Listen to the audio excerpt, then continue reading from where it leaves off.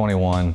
I'm gonna try to do some more things for this channel. I'm gonna start taking it more seriously. And I'm gonna start viewing these videos and my subscribers, and all of our communication is kind of like a big family effort, basically. Like, we're all in this together. I want to hear about your results. I've recently been getting a lot of messages, comments, just a lot of information from people who have told me that they have specifically gotten fantastic results with my videos. They've been following my workouts, following my advice. They are losing fat, they're gaining muscle, they're getting stronger, they're reaching their goals.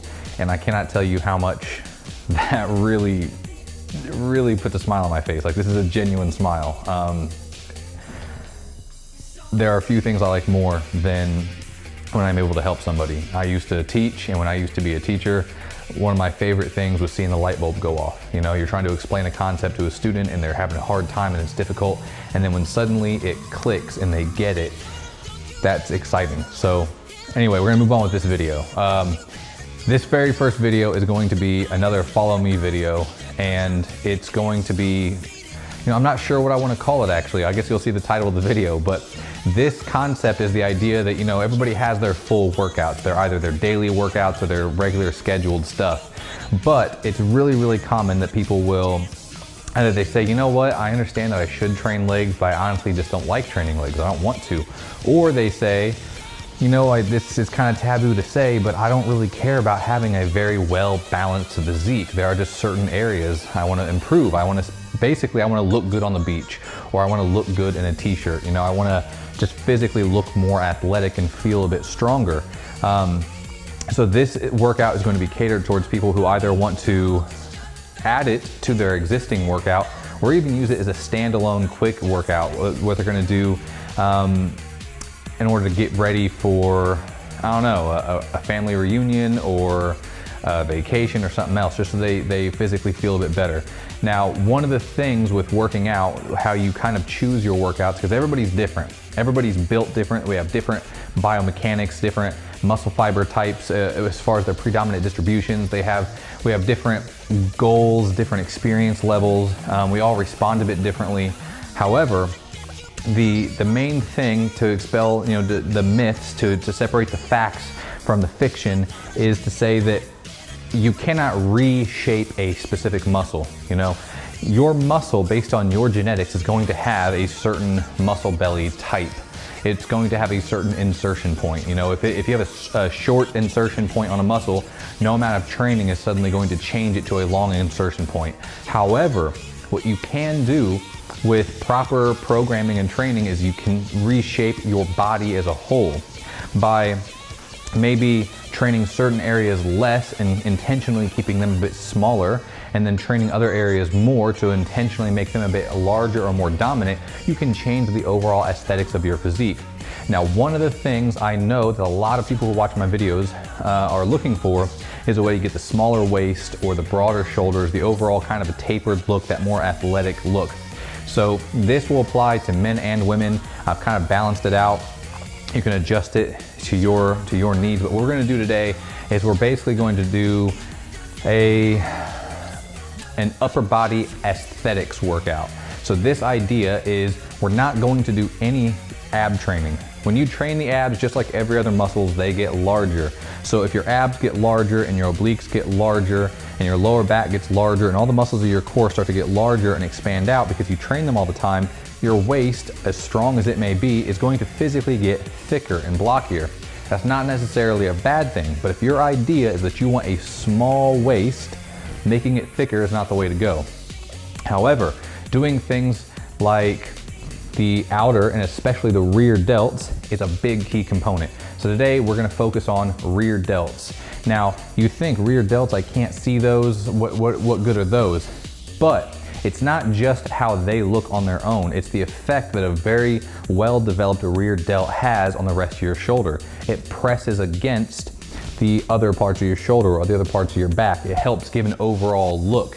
When you see guys that have these, or even women that have these, what we call cannonball delts, these big, round, full-looking delts, and you say, man, how do I get that look? A big part of it is, in fact, doing things like side lateral raises and getting that outer head of the delt. But a huge part of that is getting that separation, getting a full rear delt and showing that separation, that peak, that crevice between the top of the tricep and the delt muscle, and that's from the rear delt. So today we're gonna hit some side delt, but we're really gonna hit the rear delt. We're also going to look at the traps. Very few things will make a person instantly look more athletic than if they have big, full traps. Not only will the traps looking full means that there's no way that's an accident. That person works out, that person does something. There's no way that they just accidentally walk around with big traps. The other thing is that traps are visible from every direction. If me and you are looking at each other and we're talking, you're gonna see if I've got big traps. If I'm turned away just doing something random, they're gonna be sticking out the back of my shirt. You're gonna see that shape, and it has that athletic, good look to it. So we're gonna be focusing on traps. The next thing, of course, is arms and chest. However, we're doing a very specific approach. With the arms, we're not doing anything special. We're not doing anything unusual. We're not trying to do anything crazy. We are doing a full-on overall development because we just want bigger arms, bigger, fuller biceps, right? Same with the triceps. However, with the triceps, we are gonna hit some areas that are a little bit more neglected. A lot of people train their biceps like crazy because they think that's the secret to great arms. So there's really not a lot that I can say about your biceps training because you probably train every variable there is. But the triceps are a game changer. So we're gonna hit some very important parts of the tricep, like the long head, things like that. And with the chest, this is a big thing with human anatomy. When it comes to human anatomy, the chest has a very specific shape to it. It's what we call a sheath muscle. It's naturally stretched out and flat. It's not balled up and full with a head with a big muscle belly like a bicep is. And it kind of has to follow the natural shape of the rib cage. Now, if you've ever seen human anatomy, the human skeleton, the ribs are biggest down here and they taper as they go up. There's a natural slant. So even if you train your full chest, it will naturally have larger at the bottom, smaller at the top. It will have that slant to it. And unfortunately, a lot of people don't really train their upper chest. They don't train those upper pecs. They don't train that upper tie-in from the pecs to the front delts. They only do flat movements or lower movements like crossovers, things like that. And what ends up happening is they have an imbalanced physique. They have a really overdeveloped lower pec, really underdeveloped upper pec, and then with the natural shape of the rib cage and how that muscle sits on the bones, it ends up giving you, we'll say, an unpleasant look. It's very easy to mistake that look for being actually body fat or a natural barreled chest shape. It doesn't really necessarily say that you're athletic and you're in good shape, and it doesn't necessarily show in a shirt very well. But when you train and develop that upper chest to an extreme amount, a few things happen. One, that separation between the front delts and the pec, that really comes in. Those lines and those separations that say, ooh, that person is strong, that's gonna show up. That very desirable look, those little bumps and lumps as it goes from the top of the delt to the top of the chest tie-in to where it dips in, where your clavicle's at and everything else. The other thing is that as you fill in that space, it's naturally slanted. So as you make that muscle thicker and you fill in that space, it naturally brings the chest out at the top and keeps it tight at the bottom, and it gives a more full and balanced look to it. So when you're in just wearing even something like a t-shirt or a dress shirt or anything else, just standing there without flexing, without doing anything, your chest has a very noticeable look. It looks full. It looks shaped specifically. It looks athletic and powerful. Matched with it, that separation between the delts, that cannonball shape, the full arms, and even the traps, you look like some sort of, I'm not gonna say monster because some people don't want to look like a monster, but there is gonna be no mistake that you work out and that you are in very good shape. Now, obviously it doesn't work overnight. It takes some time, but that's what we're working on today.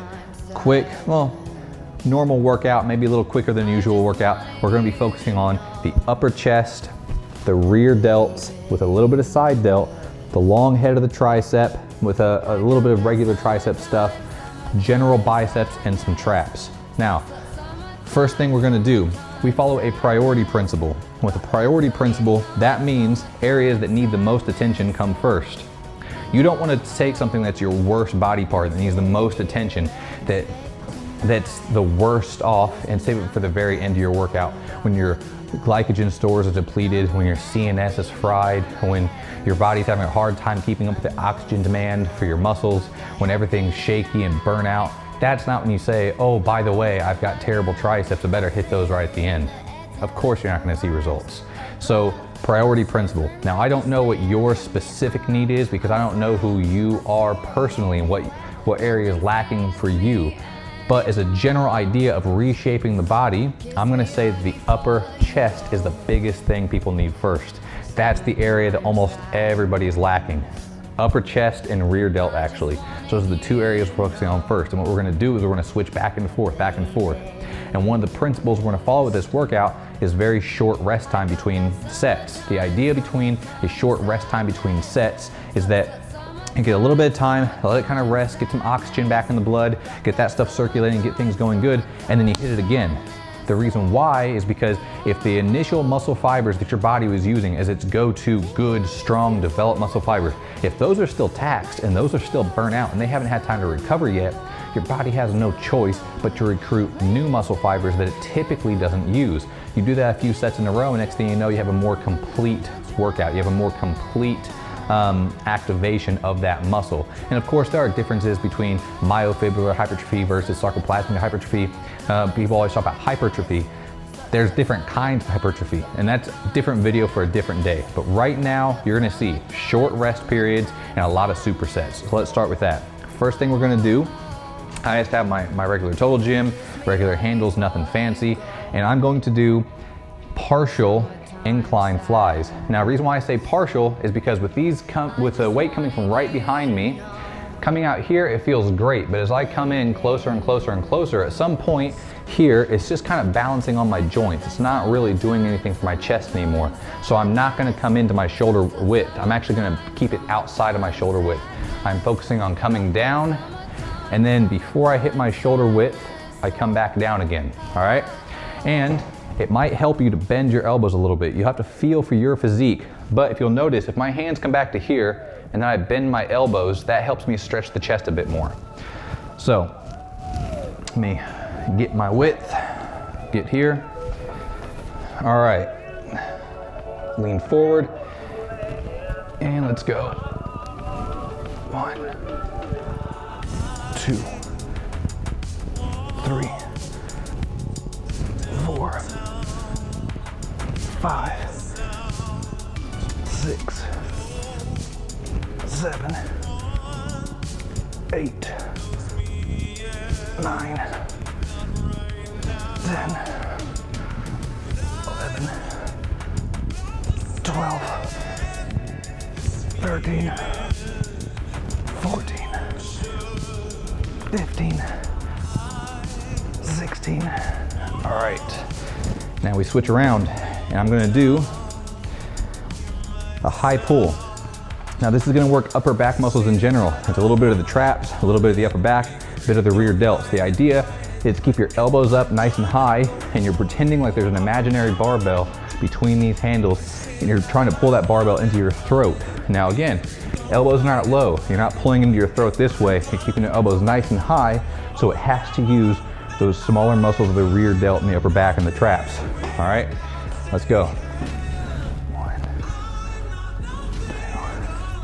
2, 3. Notice I'm leaning back a bit, just a little. If I leaned forward, it would start to activate a bit of my lats, and I don't want that.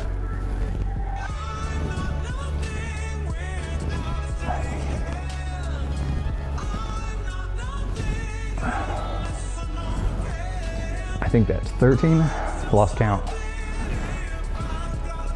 15, 16.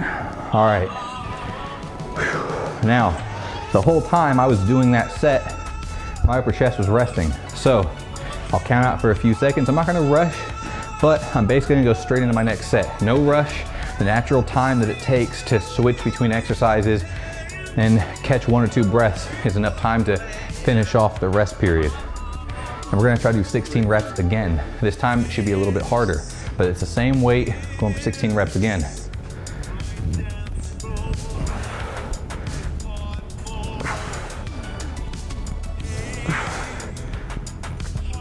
4, 5, 6, 7, 8, 9, 10, 11, 12, 13, 14, about to fail, 15, one more,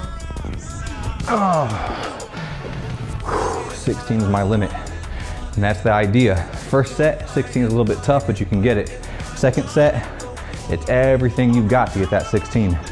Because remember, you don't need to be adding more weight. Part of the challenge is the fact that you're going back and forth, and there's less rest and your body's recruiting fibers it doesn't get to usually use. And back a little bit, elbows up.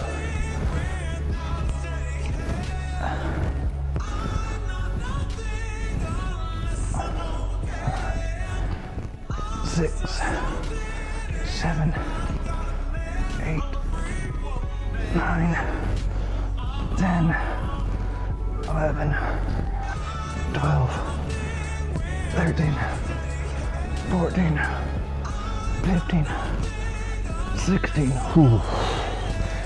That's tough. All right. Now, this next set, instead of going up in weight, I'm dropping down in weight. So that's not to make it for 16. I'm gonna drop down a little bit lower than usual. I'm actually gonna go for 20. Now the idea here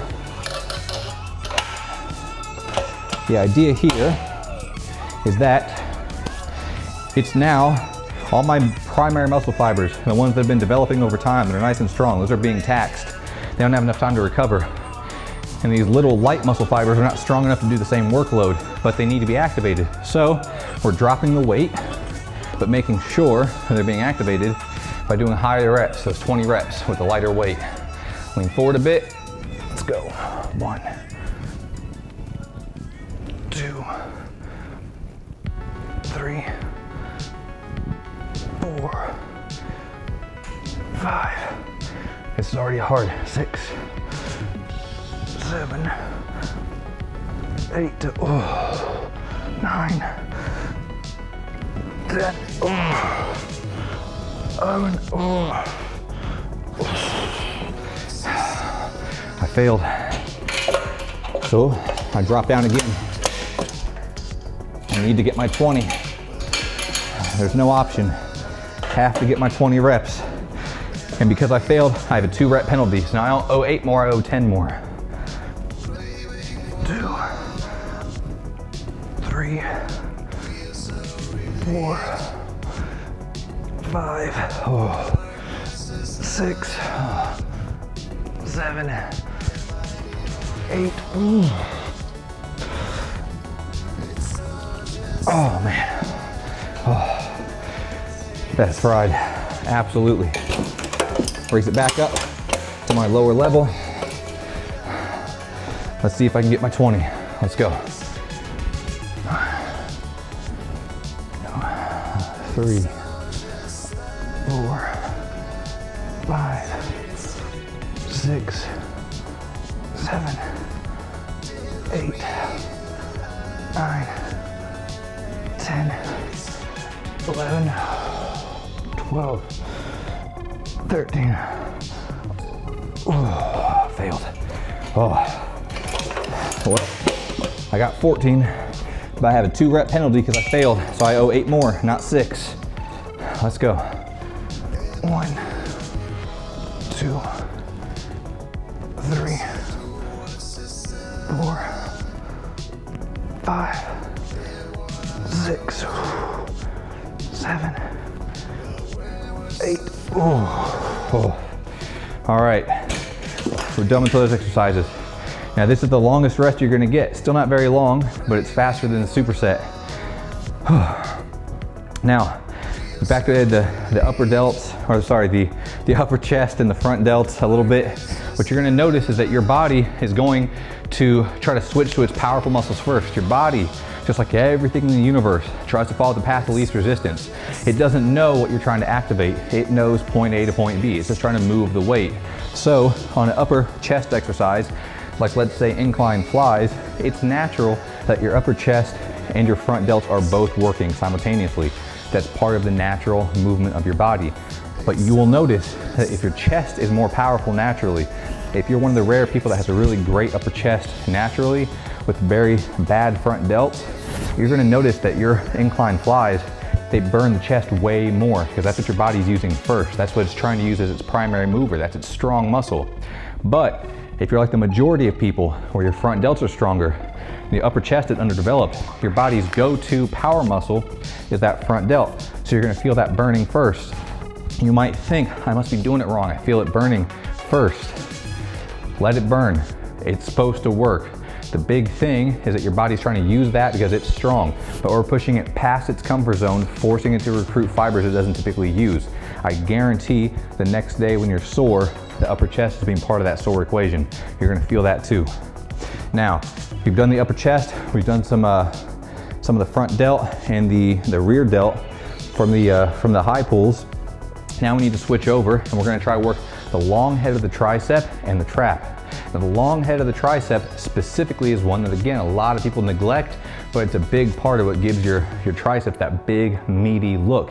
And it's also what helps with shoulder health, actually, because that long head of the tricep actually spans across the arm and attaches to your scapula. So keeping that over nice and developed and really tight helps keep that arm pulled back in a safe position. So we're gonna use that long head of the tricep and the traps. Now let's raise this back up. Your level for you, obviously. I'm gonna go back to levels 4. Now for the long head of my tricep, there are a few different exercises we're gonna do today, but the first one is going to be a modified version of the press down. And I'll try to show you here, but I'll explain it real quick. Basically what we're gonna do is, instead of just keeping the shoulders down, the elbows down and extending, we are doing kind of the opposite. We're still gonna extend, but we need to activate that insertion point from the long head where it attaches to the scapula. We are specifically going to be shrugging our shoulders up as high as we possibly can, like we're trying to block out any noise, but we're using our shoulders instead of our hands, like we're trying to cover our ears, earmuffs, and then we roll back. Now this sounds easy. It sounds like it's no big deal, but I promise you, pay attention. You're gonna notice that as you're doing this set, your shoulders are very slowly gonna start dropping because it's part of your natural mechanics that as you press down, your body wants to have everything pressed down. Shoulders press down as the chest contracts and pulls them down. Everything tries to press down. Don't do that. Think in your head. Shoulders up and back and keep them squeezed as tight as possible as you're doing your extensions, and you're gonna feel a difference. So, let's get down here. Shoulders up as high as possible, rolled back, and it's like I'm trying to pinch them together behind my head. 1, 2, 3, 4, 5, 6, 7, 8, 9, 10, 11, shoulders up, 12, higher, higher, 13, 14, don't let them fall, 15, pinch them tight, 16, all right. And again, your body is gonna try to get one over on you. It's not gonna let you do the right thing. It's going to specifically try to slowly, without you noticing, drop those shoulders. Even me, I know what to expect. I can feel, even my shoulders are generally still pretty high, they are slowly falling down. If I try to say, I think they're up all the way, I'm gonna try to pull them up again. They go back up 2 inches. I didn't even realize how much they dropped. So keep reminding yourself, keep them up as high as possible. Keep pinching, because they will drop even if you don't notice it. All right, now this is kind of a modified low row / shrug. Now the idea here, and some of you have seen me do this before, is I'm gonna lean back, not all the way back, but a little bit, put the tension on my shoulders being pulled down. And what I'm gonna do is I'm specifically letting my shoulders roll forward. I'm spreading my scapula apart as much as possible. I'm rounding my upper back. And then I'm gonna retract my scapula and pull my shoulders back nice and tight, and then pull my elbows in line with my body. It's not a full row. I'm not pulling my hands all the way back. I'm just rolling the scapula, pinching the shoulders and then getting my elbows next to my body. Let's try to do 16 of those. 1, 2, 3, 4, 5, 6, 7, 8, 9, 10, 11, 12, 13, 14, 15, 16. All right. Now, depending on how developed your back is, that might feel a little bit too easy or it might feel hard. The big thing is just like with all your other pull movements, you think about pulling with your scapulas together and pushing your elbows back. You don't even think about your hands. You don't want your biceps trying to curl the weight up, and you don't want your lats taking over and trying to do a full-on row where you're pulling it all the way to your body. You're really focusing on what's happening with your scapula. Your arms, those are non-existent. You're just thinking about rolling the scapula, retracting, rolling and retracting. And part of that natural process to get a full range of motion just so happens to involve everything going forward and the elbows being in line. If your elbows are still forward out here, then your scapula probably aren't retracted all the way. So you just want to get that full contraction. And again, if you use too much weight, you think, oh, this feels easy. It's gonna be very, very easy for your body to start using different muscle fibers, the more powerful big muscles like the lats, to kind of do a modified row instead of the muscles we're trying to target, which are in that mid upper back. Now, back to our tricep extensions, our modified tricep extensions. Before you start, really make sure your your shoulders up as high as possible. Get that little groove, and once it's tight, lock it in. Let's go, 16 reps again. 1, 2, 3, 4. Come on, touch your shoulders together. 5, 6, keep them tight. 7, 8, shoulders up. 9, 10, 11, 12. Up and back, shoulders up and back. 13, 14, shoulders up and back. 15, 16. Yeah, I felt that set more, for sure. All right, now our modified shrugs / low rows. Let's roll those scapulas. All right. 1, 2, 3, 4, 5, 6, 7, 8, 9. Mind muscle connection. 10. Really focus. 11. Don't just sling your way through this. 12. 13. I'm feeling it. 14. One more. All right. Now, because the triceps are already very strong, especially that long head is the biggest part of your tricep, even if it's not very well developed, we're not going to drop the weight. We're going to keep it where it's at, and we're going to try to do a third set with that same 16 reps. Shoulders up. Get in that little groove, get everything nice and tight. Let's go. 2, 3, 4, 5, 6. Shoulders up. Shoulders back. Shoulders up. Shoulders back.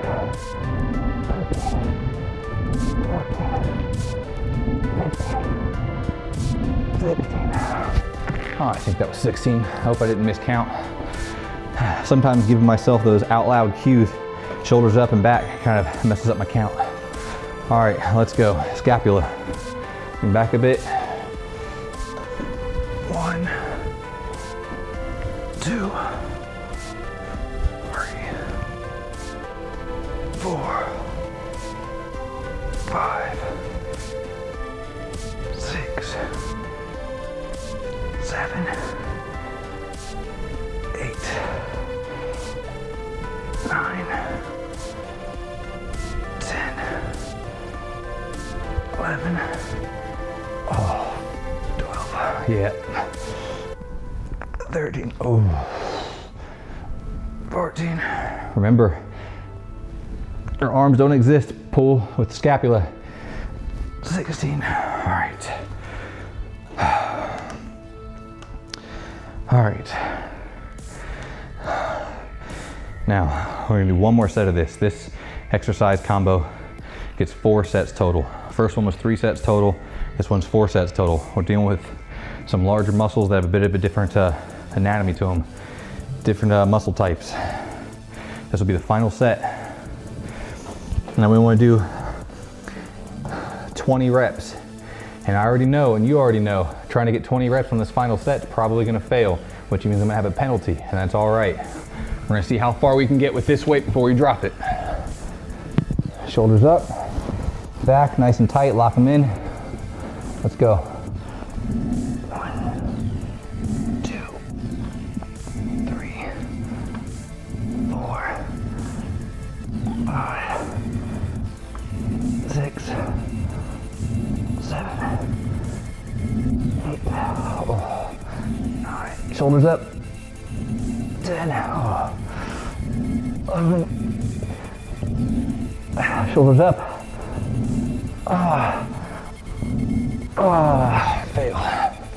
failed at 14. So there's a 2 rep penalty. I owe myself 8, not 6. Let's go. Shoulders up, nice and tight. 1, 2, 3.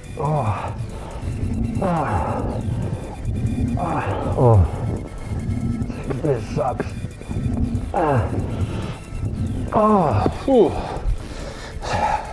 Sorry. I say this sucks. I'm not talking to you, I'm talking to myself.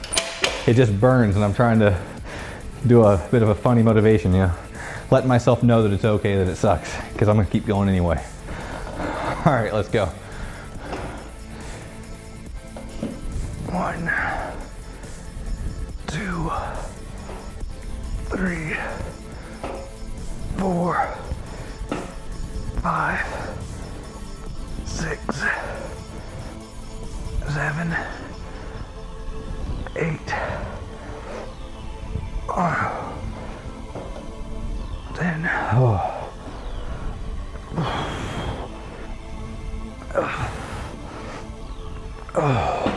I failed at 13, but that 13 rep wasn't really a good rep. So I'm gonna call it 12. 12 reps with the 2 rep penalty. I owe myself 10 more. Let's go. 1, 2, 3, 4, 5, 6, 7, 8, 9, 10. Whew. Oh, it's cold outside, but I'm sweating here. That's good. All right, a little bit of a break. Let our body kind of reset. We've done the upper chest with a bit of front delt. Speaking a bit funny, I'm tired. Done a bit of rear delt. Now we've tapped a little bit of the triceps, a little bit of the traps. Now we need to do a different combo. We're gonna go back to the rear delt. It's important, but this is the part where we do a little bit of the side delt. And this is gonna be the second movement for our rear delt, but the one and only movement for the side delt. Because again, a lot of people already train their side delt. It's already decently developed. So we wanna train it a bit more. We don't wanna neglect it, but it doesn't need the same attention as the rear delt. So this one is specifically all about the shoulders. Rear delt, side delt, rear delt, side delt. All right, and this is gonna suck. I'm just letting you know, embrace the suck. This is, it's gonna burn. and you're gonna wonder what you're doing with your life, and you're gonna question this whole concept of why are you doing this to yourself, but you're gonna feel great afterwards. All right, so I have to really consider, you don't want a high level. You really wanna be modest.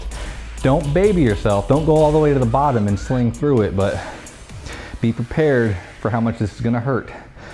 I think I'm gonna have to start out and stay on level 3. I'm not gonna go back up to level 4. Level 3 is probably where I need to be. All right, so, oh, this sucks. Priority principle. This is the rear delt and the side delt, but the rear delt is the priority, and it's the one that's harder to activate. So that's when we start with the rear delt first, and then we go into the side delt. All right, now I'm gonna do a rear fly, and then I'm also going to lay back into an inverted side lateral. That's why I'm not getting up on my knees right now. I'm keeping my knees over the front of my gym so I can lay straight back over this. Let me scoot forward a little bit actually. All right, rear flies and then side laterals. Let's see what we can do. Everything's already a bit shaky.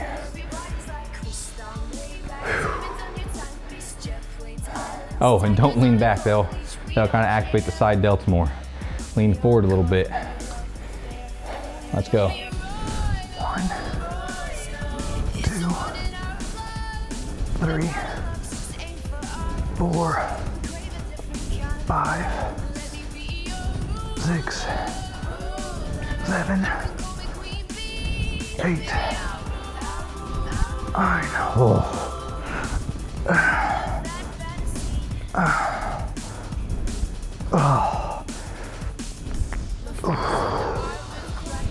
I need 2 more, come on. Now I lay back.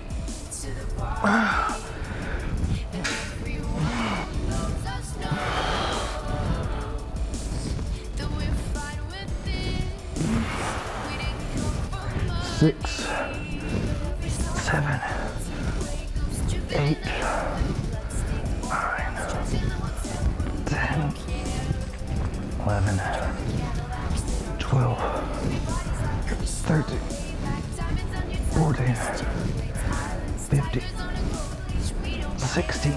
Oh, I felt that. All right. With these rear delt flies, I'm generically calling it a reverse fly. If with this machine you are able to do proper form with the reverse fly, do proper form with that. You'll notice me changing up my form a little bit. It's not that I'm trying to cheat myself, it's that because of the way this machine is set up, and as you go up the glide board, the weight kind of falls down, which makes it naturally want to activate more side delt. I'm having to kind of raise my elbows and raise my hands and try to experiment each rep and figure out where my groove is. As soon as I find my groove and I'm locked in and I figure out what's really working, that's where I stay, and that's what you should do too. Don't see me doing something and then try to replicate exactly the way I'm doing it with that movement. When it comes to these rear flies, you need to figure out which exact tweak really lights up the back of your shoulder, that rear delt. All right, second set, let's go. In fact, I think this time I'll change it up. I'm gonna do a little bit of a rear rotator, but it's double rear rotator. I'm still gonna do my rear fly. I'm gonna try to see if I can implement a little bit of rear rotation into it. That really, really helps. If all else fails and you can't get the rear flies to feel right, then that rear rotation .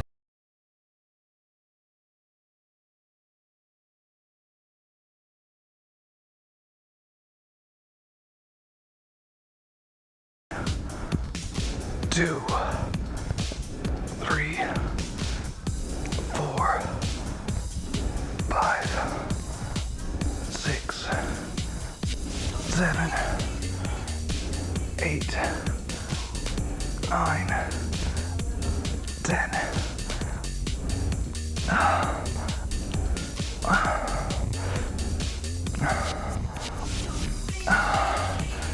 15.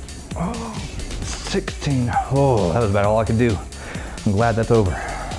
All right, lay back. Let's go. 1, 2, 3, 4, 5, 6, 7, 8, 9. Oh.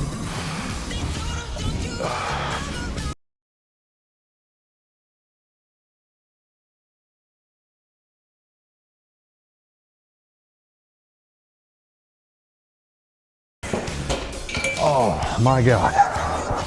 I'm about to fall over my total gym here. That was a killer. It took everything I had to finish all 16 reps of those side lateral raises. I stopped talking to you. I stopped counting out loud. I was just trying to get through that set. That was tough. Oh man. Oh. Yeah. I can tell that switching over to my rear rotation really helped activate my rear delts better. Because with those being fully exhausted, once I switched to my side lateral raises, they were on their own. The rear delts couldn't help at all, and it was a game changer. So this third set, I'm definitely sticking with my modified rear rotators, because those are where it's at for me. Whew. All right, third and final set, I'm gonna drop the weight down. I'm gonna try to do my 20 reps. Whew. Let's go.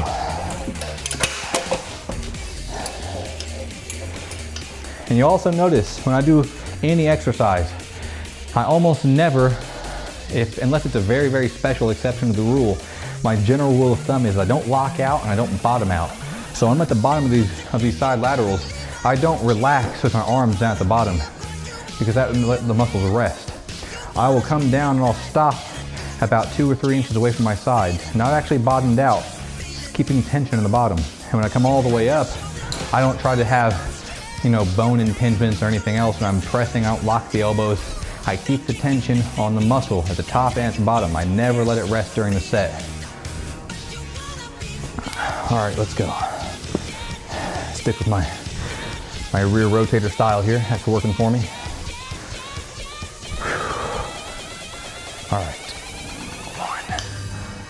1, 2. Gotta go for 20. 3, 4, 5, 6, 7, 8, 9. Ooh, it's already burning.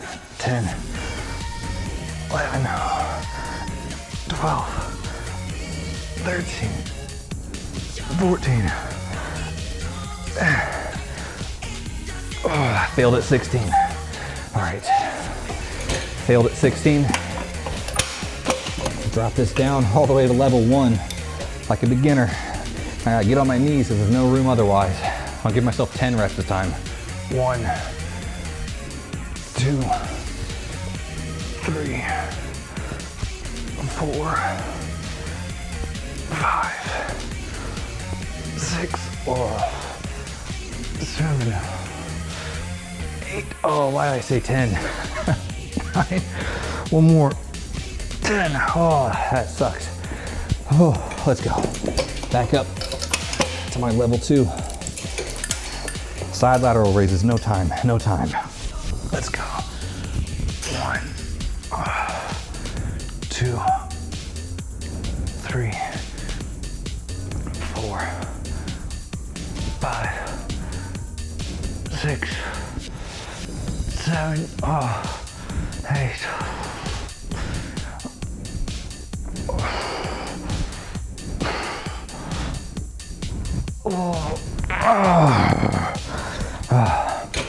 Penalty. I failed at 12, so I owe myself 10 more. Ooh, I'm telling you, I'm taxed. 1, 2, 3, 4, 5, 6. Ooh. 2 more. 9.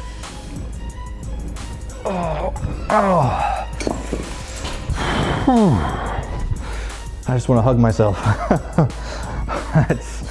That's pretty brutal. All right, moving on. Rest for a second, let your body reset mentally more than anything. We're gonna move on. This next thing we're gonna do is going to be with the arms. It's gonna be a bicep type of movement. with the tricep movement. Now the modification is that with the biceps, we're not gonna do traditional curls. We are specifically gonna do a neutral grip or a hammer curl. And there's a lot of reason behind that, but we're kind of moved past the explanation part. I'll just say that we're not worried about trying to activate one part of the bicep versus the other, the higher versus the lower, you know, elbow forward, elbow back, hands out, hands in.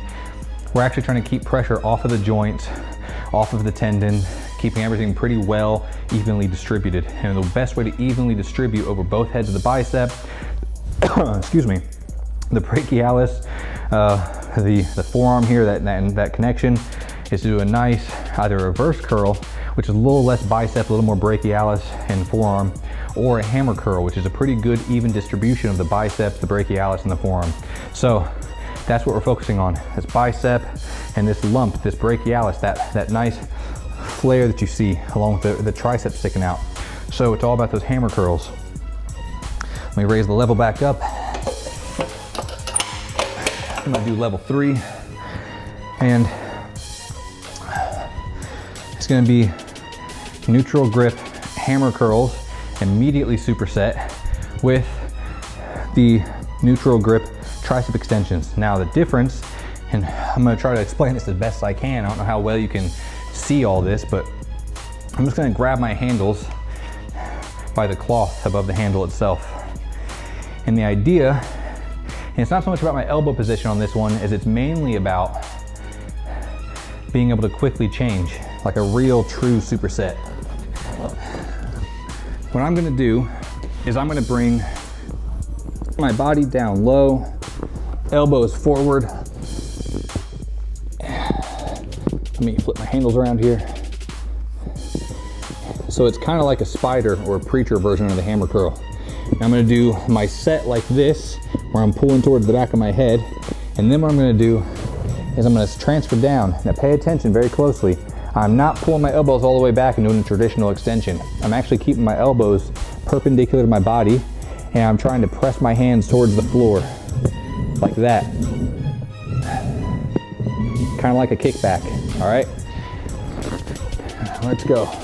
See if I can get 16 reps right here, level 3. 1, 2, 3, 4, 5, 6, 7, 8, 9, 10, 11, 12, 13, 14, 15, 16. Immediately switch. 1, 2, 3, 4, 5. Let me scoot up a little bit. 6, 7, 8, 9, 10, 11, 12, 13, 14, 15, 16. Switch back to biceps. No rest, come on. 1, 2, 3, 4, 5, 6, 7, 8, 9, 10, 11, 12, 13, 14, 15, 16. Switch. 1, 2, 3, 4, 5, 6, 7, 8, 9, 10, 11, 12, 13, 14, 15, 16. Switch back again. See if we can get 12. 1, 2, 3, 4, 5, 6, 7, 8, 9, 10, 11. Oh, switch. 1, 2, 3, 4, 5, 6, 7, 8, 9, 10, 11. Oh. Oh.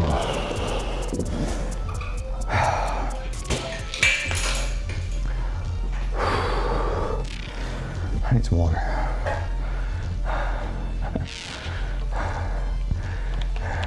Now, there's no special reason why I haven't been drinking water. It's just that I was thinking more about explanations than about drinking water. You should definitely be drinking water. Maybe every time I explain something, start sipping on water. You could be plenty hydrated then. Giving ourselves a second to reset. We're gonna do one final movement. Grab our wing attachment here. We're gonna do our traditional incline press. Now, the shoulder press is more of an incline press. We're gonna be doing that by lifting our chest up off the glide board and kind of arching our back. So it faces, it's our upper chest facing these handles more so than the tops of our shoulders. As you know, I like to have the handles pointing up towards me so that they'll go over the top of the glide board and really give me a deep stretch. Let me set that up here.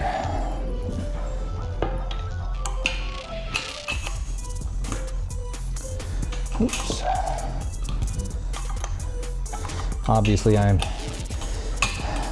little bit shaky. I'm having a hard time getting this attached. There we go. My shoulders, like everything hurts, but my delts, I tell you, if you're not used to training your rear delts, then the first time you do it, it's a whole new feeling. It really makes it feel like your whole arm, your shoulder arm is just dead. That rear delt just makes everything go crazy. All right, now for this final set, I got this strap from wearing my microphone, sorry about that. This final set, we're going to only do 2 sets, and the idea is high reps. That's the way we're getting our intensity, is high reps. I'm gonna say it again, high reps. Now, a lot of you think 16 reps, that's high, that's moderate. 16, 20, those are moderate reps. We're talking high reps. So I'm keeping this at a moderate level. Usually when I do incline press or shoulder press, depending on if it's at the beginning of my workout or the end of my workout, I might have it on level 6, maybe 5, sometimes 4. It's the end of my workout, I'm taxed. I'm gonna keep this at level 3.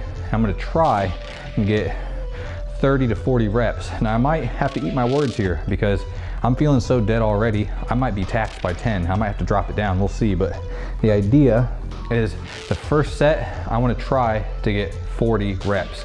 Now, if I can do a full set of 40, then it means obviously it was not challenging enough. It was a little bit too light of weight. So I'm gonna have to do another set of 40 reps. Now, the idea is I know I can't do another set of 40 reps at that point. The weight was already too light. I shouldn't choose that again.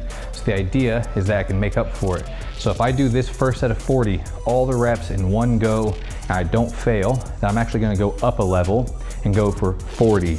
Now, I know I'm not gonna get 40 if I go up a level, so the idea is to get as close as I possibly can, really push myself.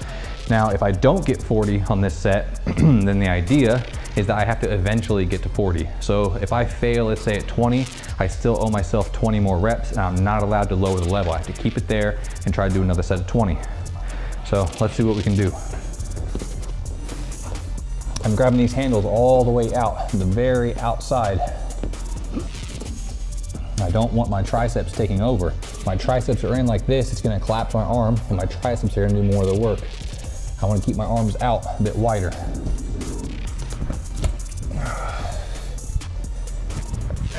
Let me get myself set up here. My chest is up, my head is up, so it's facing towards the high incline, like a high incline press rather than a shoulder press. And I don't want my elbows pointing down because that'll actually work more of the delts. Or my elbows flaring out as much as I can. I mean, not a ridiculous amount, but you know, it's okay to have your elbows out for this movement.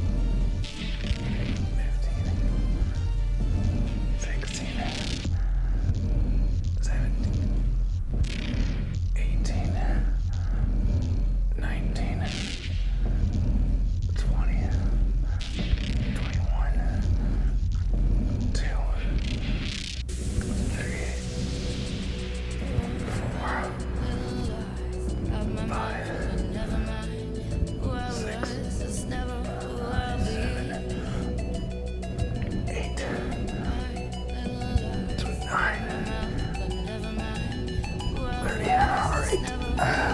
I'm gonna call that set at 30. And because I made it 3/4 of the way, I didn't make it to 40, but I made it to 30. I can't leave the weight the same. I have to go up to the level 4 to try to do my final 10. Now, what I was saying about the elbows being out, you have to remember with the human anatomy, every muscle works by contracting. So you stretch that muscle and you contract it. Chest attaches to the upper arm, right? The way the chest works is by bringing the upper arm across the body. That's the job of the pec muscle. If it's already here, close to the body, and it's going here, there's a slight amount of chest activation. There's a little bit going on, but not very much. It's primarily stretching, elongating that rear delt and collapsing, contracting that front delt. I'm all mixed up. So stretching the front delt and then contracting the front delt. If you want to stretch and contract the chest, the elbow has to come away from the body. You have to rotate up, bring the elbow out, stretch that chest, stretch, stretch, stretch, and then pull it back in to contract. That's going to be the big difference. Now obviously you don't want your elbow so flared, so high that again it's causing shoulder issues. But you do want to bring the elbow out away from the body. Some people have this idea that the safest way and the best way to train the chest is to have your elbows completely collapsed. But those people typically also don't have very good chest development, unless they just have fantastic genetics, but you need to bring the elbow out. So with these, I'm not pressing like this. I'm bringing the elbows out and I'm pressing this way. I'm really contracting the chest. I'm thinking about pulling the elbows towards each other. The inside's here. Stretching, and I'm thinking about taking this part of the elbow and taking this part of the elbow. And I'm thinking about trying to touch them together, like I'm squeezing something with those elbows. That's what I'm thinking about. Facing towards each other and squeezing. I got one more set of 10 to do.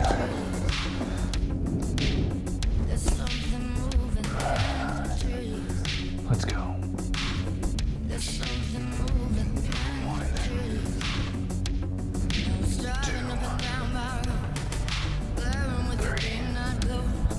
2, 3, 4, 5, 6, 7, 8, 9, 10. All right. Whew. Now, at this point, you could choose to do a final set for your traps. It depends on how well your traps are already developed or how well they respond to exercise. If you have stubborn traps, if your trap muscles don't seem to grow very well, then you definitely want to supplement that with more volume. So at this point, you would do one more exercise, a few different sets of a trap dominant movement, like maybe shrugs or upright rows or something like that. But if your traps are already pretty well balanced, then they have been activated enough. Because even when we do something like these rear delt flies, although the rear delt is the primary mover, you're actually, that lower middle portion of the trap is contracting a bit. It's helping with the scapula movement and retraction.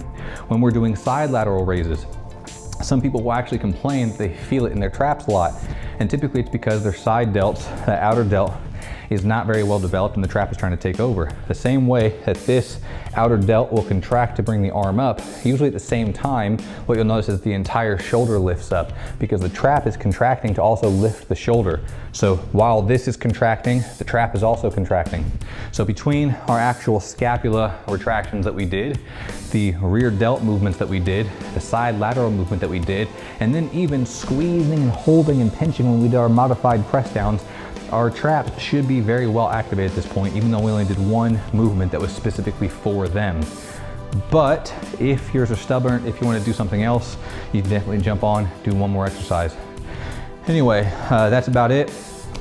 This month, and maybe further than this, I'm going to be doing a lot of these follow me type workouts. Instead of full on workouts, which I will do, I will be updating the push, the pull, and the legs. I'll be updating all the workouts. I'll have a follow me version of just an arm day, or just a chest day, just a back day.